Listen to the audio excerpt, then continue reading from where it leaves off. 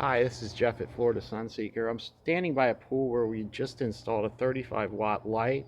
Right now it's on one of the color changing programs of the 16 that are available. I'm standing by the light switch so I can show you sort of how you can change the colors simply by turning it off and on. This is one of the disco settings where it flashes rapidly. I'm going to change it back. This is into one of the blue settings here. I'll change it again, just off and on. That's red, which doesn't work very well simply because of the wavelengths of the color. Back into a green, which does work extremely well. Into a violet color. As you can see, it completely saturates the pool, which is quite some distance.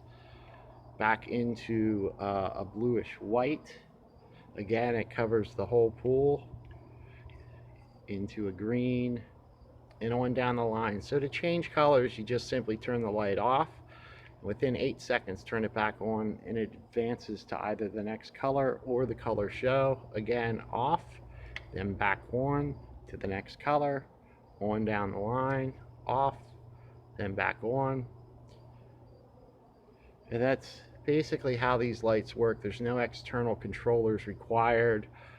Depending on your installation, there are a lot of different options, from simply changing the light bulb to replacing the entire light with an existing light that would be the same dimensions. Or in this situation here, we were stuck in a situation where we had a very small niche. So we installed one of our nicheless varieties. In this case, this is a 35-watt nicheless. We also have a smaller 18-watt.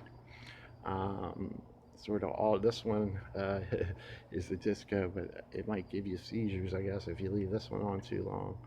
Back to a green, back to one of the other disco styles, and back into a blue, which I think most people tend to like the most, but really you can leave it to suit it to your taste.